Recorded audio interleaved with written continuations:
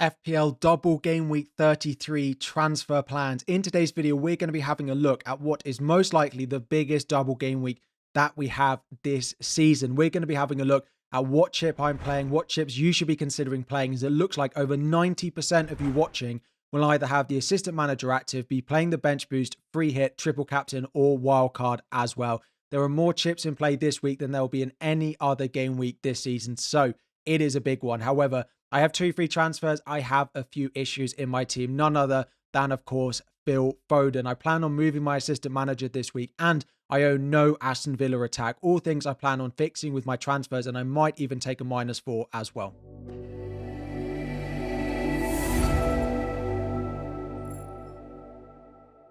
What is up, everyone? FPL Harry here. Before we dive in, 2,000 likes is the aim. Subscribe if you're new around here. Just a timestamp, I'm recording about 85 minutes in the Manchester United-Newcastle game. It is currently 4-1. Eddie Howe currently on a 10-pointer. Very happy with that. And of course, no Newcastle clean sheet. Won't talk too much about the game week. We'll review it on Thursday after we've had the second half of the double for Newcastle and Crystal Palace.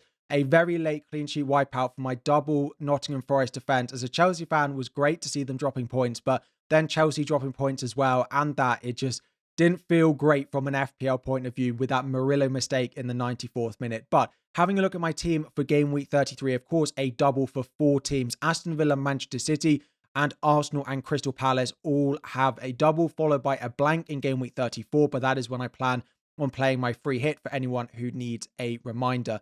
In terms of money in the bank, I've got 2 free transfers and 0.6 million in the bank. And I plan on using at least 2 transfers this week.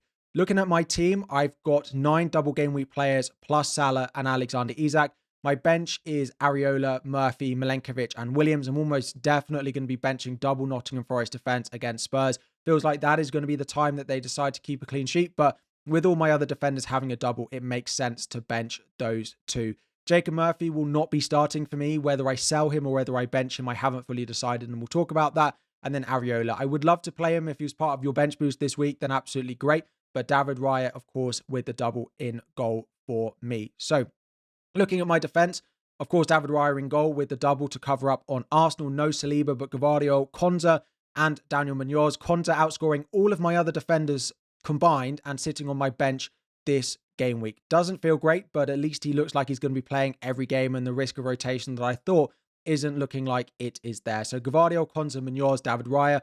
Don't plan on using a transfer on any of those unless Munoz was to pick up an injury midweek, but I plan on sticking with that back 3 and the goalkeeper. Into my midfield, Bukayo Saka is in. He currently has the armband. We'll talk about that in a moment. Mo Salah away at Leicester, Ismaila Sarr, and a flagged Phil Foden. Sarr, Salah, Saka all feel like absolute locks. Again, we do have Saka playing in the Champions League midweek, so we'll keep an eye on that. Outside of that, of course, Sarr playing midweek as well. So I will be doing my best to hold on to my transfers. Unfortunately, there is a transfer combination that leaves me no money in the bank, but I don't think I'll be going early just because the risk of someone getting injured with all these midweek games. Sarr, Salah, Saka, my midfield, Phil Foden.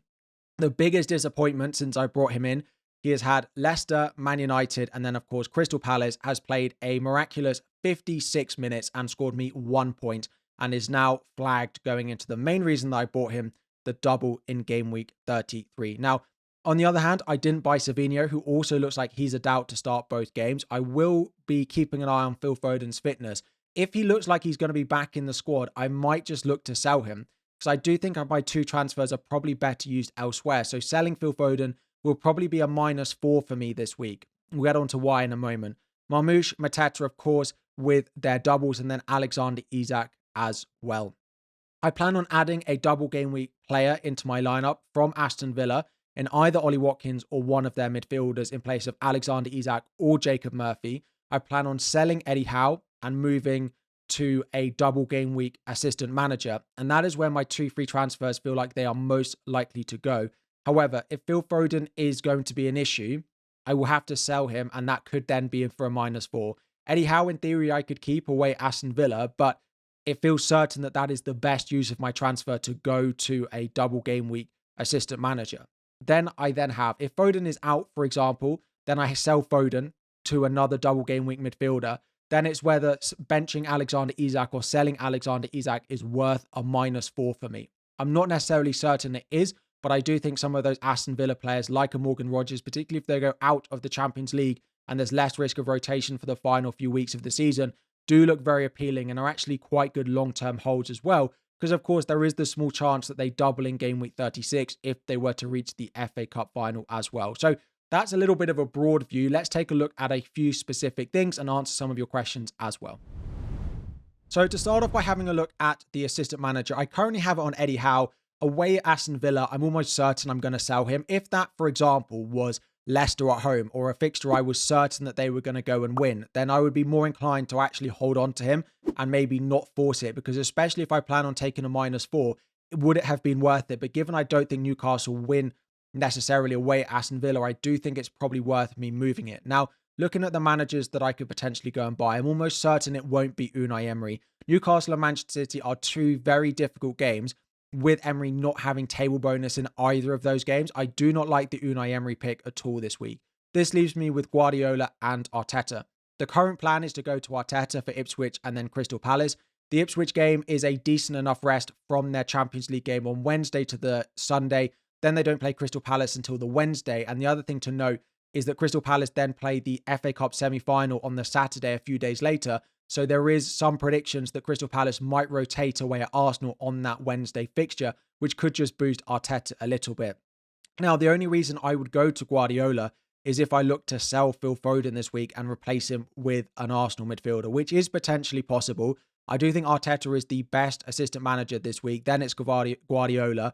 Then it is Unai Emery. Now, of course, the one I'm not mentioning here is Glasner, but I have enough transfers I need to use elsewhere. I've got triple Crystal Palace already in my team to sell one of them, to then buy Glasner, to also have to fix Phil Foden and maybe buy another Aston Villa attacker doesn't feel worthwhile. So for me, Glasner is not the one. If you've gone Glasner, I would keep him for the double in game week 32 as you have in game week 33, as you have done with game week 32.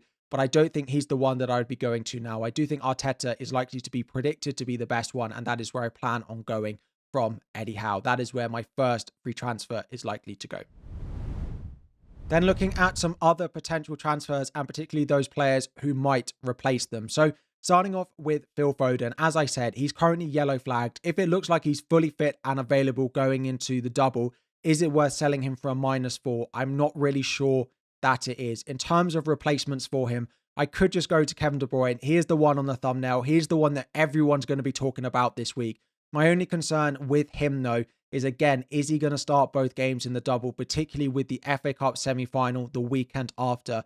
It's a little bit uncertain where Pep's going to prioritise his lineup. Is it going to be at Everton? Is it going to be Aston Villa? Or is it going to be the Nottingham Forest FA Cup semi-final? So I do think De Bruyne is a nice pick, but if I'm not certain that he's going to start both games, is it worth a -4 to move from Phil Foden to him?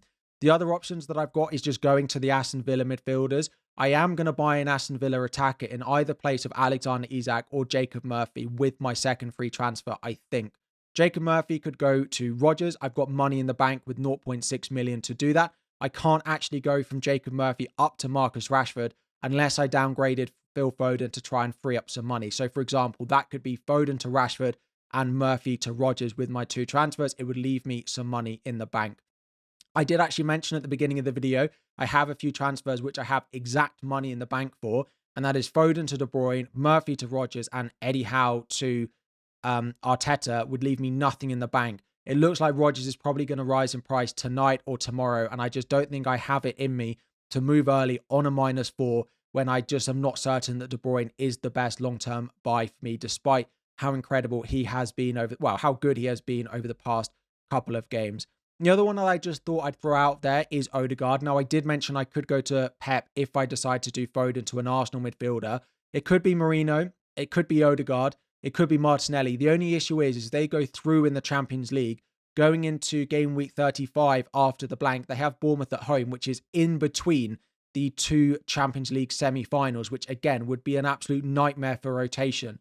So with the Premier League looking like Liverpool are going to win it and Arsenal are going to qualify for the Champions League easily anyway, I'm not sure I want triple Arsenal for the run-in. Their fixtures are not actually that amazing and they will be massively focused on the Champions League. So I have considered Foden to Odegaard and then going the assistant manager on Pep Guardiola, but I'm not really sure that's worth it. If I was going to sell Foden to someone who's not De Bruyne, or Savinho, also someone who's possible, then it would be to go and double up on Aston Villa. The other transfer that I haven't really spoken about is Alexander Isak out and Ollie Watkins in. I do think that both of them are probably the best options. Like, I prefer Watkins over Rodgers. I prefer Isak over Murphy, but I unfortunately have to pick the combination of Isak and Rodgers or Murphy and Watkins. And I do think Isak is probably just slightly better than Watkins for the final few weeks of the season. Now, if Aston Villa were to get through in the Champions League and overturn that deficit, I'd almost certainly go for Rodgers just because he's the safest for the minutes. Just to answer a few of your questions going into game week 33 before we go back to my team. First of all is, would I sell Cole Palmer? Unfortunately, as a Chelsea fan, it does look like we're really stumbling towards the end of the season. I would be looking to sell Cole Palmer. Whether it's to go to Kevin De Bruyne, whether it's to go to a Villa midfielder, whether it's to go to Bukayo Saka, I would be making that transfer, and I probably would make it for a -4 as well. Looking at the fixtures that Chelsea have over the final few weeks, I think I would be making that swap. Next up is captaincy. You saw my captaincy armband is on Bukayo Saka at the moment. I think he's probably first with Marmoush second. Kevin De Bruyne offers a interesting differential. You could also look at an Ollie Watkins or someone like that as well. It is likely that Marcus Rashford is on penalties if you fancy that as a differential, or of course Mo Salah. Now, it feels very weird to consider a single game week captain, but it is Mo Salah. He is away at Leicester, who look awful defensively over the past months or so. I don't think I'd probably recommend anyone going Salah, but it is something that's probably worth considering. Do think Saka is going to be the most likely, then it is Marmoush, but there are good differential captains. I actually don't think either of those will be that highly owned. Like, they're not going to break 150% ownership this week, either of them. So if you pick the right captain, you're probably going to do pretty well, but a couple of other shouts in there. And then finally, is it worth taking -4s? So I did a poll on Twitter, and 40% of people are currently considering taking a -4 this week. And if Phil Foden is out, I will likely do the same as well. So yes, if you're selling players you don't want for the long term and buying in players with a double, yes, it is the biggest game week that we'll probably have left this season. So I would consider doing them for -4s. So going back to my team, the Newcastle-Manchester United game has just finished. It finished 4-1, which was the score when I decided to come and record this video. Eddie Howe with a 10-pointer after the 11-pointer last week does put me on a green arrow to just outside the top 10k. Again, I've not been inside the top 10k. I keep getting so close. 10,300 is about where I am now. So fingers crossed, of course, with the game that we've got on Wednesday evening, that Newcastle do win again and Eddie Howe gets me into the top 10k. And of course, he's been taken ill over the past couple of days. So fingers crossed for his speedy recovery. And some of you have been asking, because he's ill and not on the touchline, does he still get the assistant manager points? Yes, he does, of course.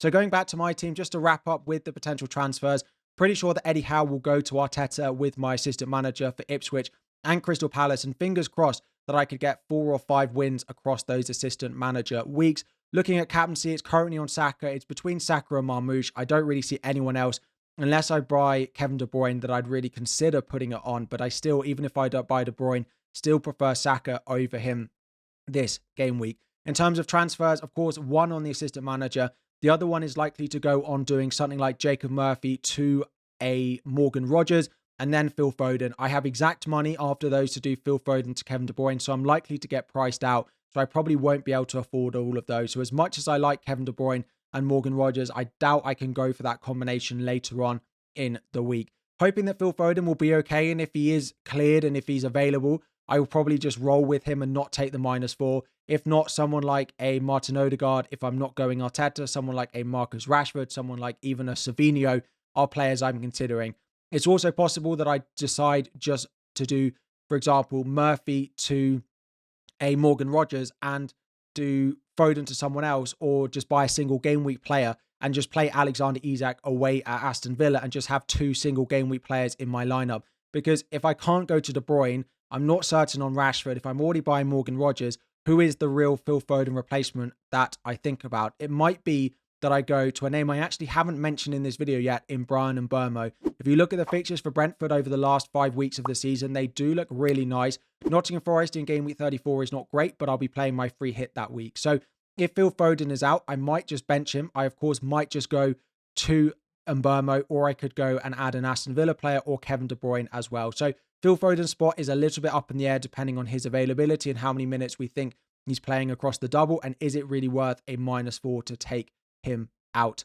But yeah, Rodgers, I'd be very surprised if I don't own. It could be Ollie Watkins in for Isaac and just roll with Murphy, but I think Rodgers is probably the safer long-term play over going with Watkins, and then Arteta for manager as well.